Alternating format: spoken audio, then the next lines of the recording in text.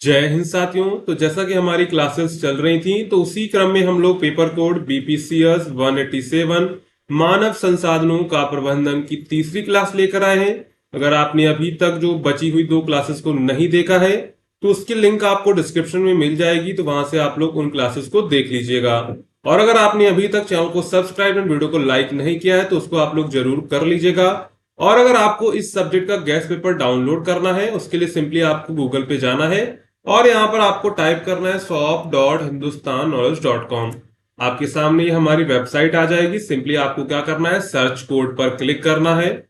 जैसे आप search code पर क्लिक करेंगे यहाँ पर आपको अपना पेपर कोड डालना है BPCS 187।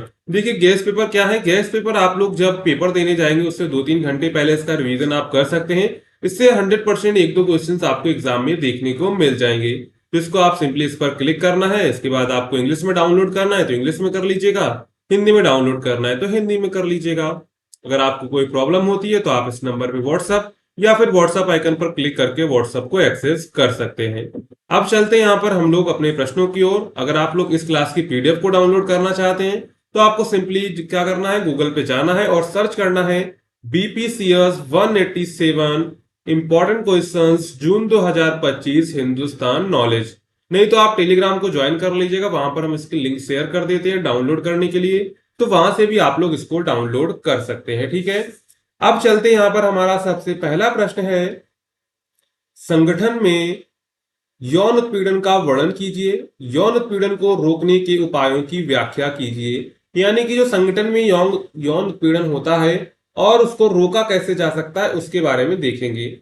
तो संगठन में यौन उत्पीड़न का मतलब है किसी कर्मचारी विशेषकर महिलाओं के साथ ऐसा व्यवहार करना जो उन्हें असहज, अपमानित या डरा हुआ महसूस कराए। इसमें शारीरिक, मौखिक या गैर मौखिक तरीके से अशोभनीय हरकतें शामिल हो सकती हैं, जैसे किसी महिला को बार बार अश्लील बातें कहना, गलत तरीके से छूना, गंदे चुटकुले सुनाना, अश्लील संदेश भेजना या प्रमोशन के बदले यौन संबंध की मांग करना। ये सारी चीजें क्या है, ये सारी चीजें जो है संगठन में आम देखने को मिलते हैं आज के समय में। तो संगठन में जो इस तरह की चीजें होती हैं उसी को हम लोग कहते हैं यौन उत्पीड़न। यानी कि विशेषकर महिलाओं के साथ ऐसा व्यवहार करना जिससे उन्हें असहज महसूस हो, वो अपमानित महसूस करें या फिर डरा हुआ महसूस करें। इसमें शारीरिक भी हो सकता है, मौखिक या गैर मौखिक तरीके से अशोभनीय हरकतें शामिल हो सकती हैं, जैसे किसी महिला को आप बार बार अश्लील बातें कह रहे हैं, गलत तरीके से आप छू रहे हैं, गंदे इरादे से छू रहे हैं, गंदे चुटकुले सुना रहे हैं, अश्लील संदेश भेज रहे हैं या प्रमोशन के बदले यौन संबंध बनाने की मांग करना। ये सारी चीजें यौन उत्पीड़न के अंतर्गत आती हैं। तो संगठन में यौन उत्पीड़न के प्रकार देख सकते हैं, जैसे शारीरिक उत्पीड़न यानी कि जब किसी को बिना उसकी इच्छा के छूने की कोशिश की जाए। इसके बाद है मौखिक उत्पीड़न, इसका मतलब है अश्लील टिप्पणियां, फप्तियां या गंदे मजाक करना। इसके बाद है गैर मौखिक उत्पीड़न, मतलब गंदे इशारे करना, अश्लील तस्वीरें दिखाने या भेजना।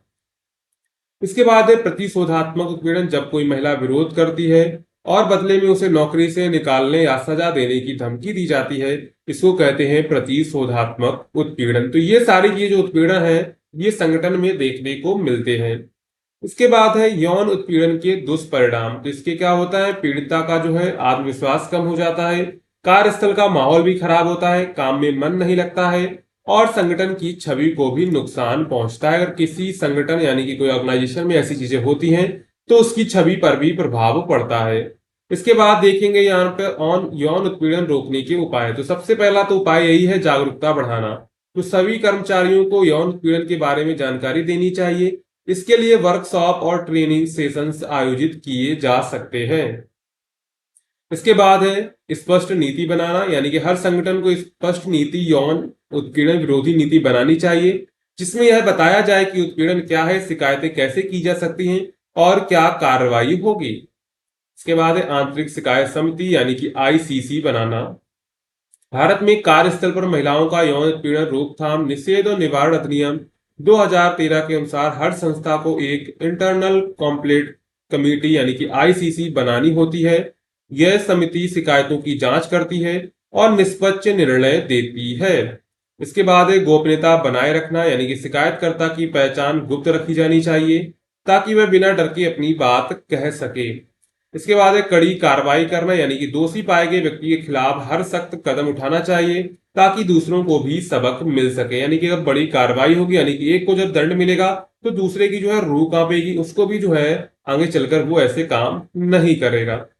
इसके बाद आते हैं निष्कर्ष में। तो कार्यस्थल पर यौन उत्पीड़न एक गंभीर अपराध है जिसे हल्के में नहीं लिया जाना चाहिए। हर संगठन का यह कर्तव्य है कि वह अपने कर्मचारियों को सुरक्षित और सम्मानजनक वातावरण दे। जागरूकता और सशक्त नीति और ईमानदार प्रयासों से इस समस्या को रोका जा सकता है। इसके बाद चलते हैं, यहाँ पर हमारा दूसरा प्रश्न है। दूसरा प्रश्न क्या है? प्रशिक्षण और विकास के विभिन्न विधियों पर चर्चा कीजिए। यानी कि प्रशिक्षण और विकास की विभिन्न विधियां कौन कौन सी हैं उनको देखेंगे। तो किसी भी संगठन में कर्मचारियों की योग्यता और क्षमता को बढ़ाने के लिए ट्रेनिंग और विकास की जरूरत होती है। प्रशिक्षण का उद्देश्य कर्मचारियों को उनके वर्तमान कार्य के लिए कुशल बनाना होता है, जबकि विकास उनके भविष्य के लिए उन्हें तैयार करता है। तो यहाँ पर जो है हम लोग कुछ जो है महत्वपूर्ण विधियां देखेंगे। तो यहाँ पर देखिए, प्रशिक्षण का उद्देश्य क्या होता है? कर्मचारियों को उनके वर्तमान कार्य के लिए कुशल बनाना। और विकास का मतलब क्या है? विकास का मतलब उनको जो है भविष्य के लिए तैयार करना। सबसे पहला है ऑन द जॉब ट्रेनिंग। तो यह सबसे सामान्य विधि है जिसमें कर्मचारी को काम करते करते ही सिखाया जाता है, जैसे मशीन चलाना, ग्राहक से बात करना, कंप्यूटर सॉफ्टवेयर चलाना। इसमें कर्मचारी अपने वरिष्ठों या अनुभवी सहयोगियों से सीखते हैं। तो ऑन द जॉब ट्रेनिंग में क्या होता है? आप जॉब भी कर रहे होते हैं और ट्रेनिंग भी ले रहे होते हैं, इसी को कहते हैं ऑन द जॉब ट्रेनिंग। तो इसके लाभ क्या होते हैं? इसमें क्या होता है? वास्तविक काम का अनुभव मिलता है और कम लागत में प्रशिक्षण हो जाता है। इसके बाद है ऑफ द जॉब ट्रेनिंग। तो ऑफ द जॉब ट्रेनिंग में क्या होता है? इससे कर्मचारी को कार्यस्थल से अलग अलग से प्रशिक्षण दिया जाता है। अभी वो जॉब नहीं कर रहा, उसको जो है मेन काम में नहीं लगाया जाता, पहले आपको उसको अलग जगह ट्रेनिंग दी जाती है, जैसे कक्षा, सेमिनार, वर्कशॉप या ऑनलाइन कोर्स के माध्यम। इसके लाभ क्या है? सीखने के लिए शांत और व्यवस्थित वातावरण मिलता है, नई तकनीकों और विचारों से परिचय होता है। इसके बाद है कोचिंग और मेंटरिंग। इस विधि में एक अनुभवी व्यक्ति, कोच या मेंटर, कर्मचारी को व्यक्तिगत मार्गदर्शन देता है। मेंटरिंग लंबे समय तक चलती है और कर्मचारी के समग्र विकास पर ध्यान देती है। लाभ है आत्मविश्वास बढ़ता है और निर्णय लेने की क्षमता में सुधार होता है। इसके बाद है रोटेशनल जॉब ट्रेनिंग। इसमें कर्मचारी को अलग अलग विभागों या भूमिकाओं में काम करने का अवसर मिलता है, जिससे वह विविध कौशल सीखता है, यानी कार्य में विविधता आती है, संगठन की समग्र समझ विकसित होती है। तो इसका रोटेशनल जॉब ट्रेनिंग का मतलब क्या है? एक कर्मचारी को अलग अलग विभागों भूमिकाओं काम करने का मौका मिलता है। इसके बाद है व्याख्यान और चर्चा, लेक्चर्स एंड ग्रुप डिस्कशन। सैद्धांतिक ज्ञान देने के लिए व्याख्यान उपयोगी होता है, जबकि समूह चर्चा से विचारों का आदान प्रदान होता है। लाभ क्या है? ज्ञान वर्धन होता है, यानी ज्ञान की वृद्धि होती है, सोचने और बोलने की क्षमता विकसित होती है।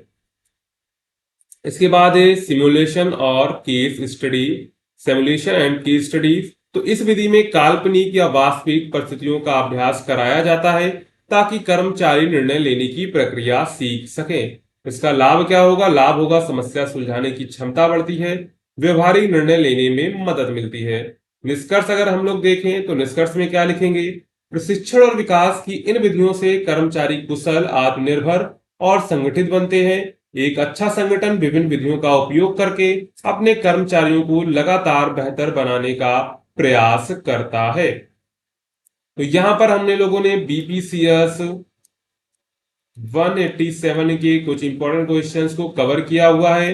अगर आप लोगों ने अभी तक चैनल को सब्सक्राइब एंड जो है वीडियो को लाइक नहीं किया है, तो वीडियो को लाइक आप लोग जो है जरूर से कर दीजिएगा, ठीक है, जिससे आने वाली अगली क्लासेस की आपको जो है नोटिफिकेशन मिल जाएगी। मिलते हैं अगली क्लास में।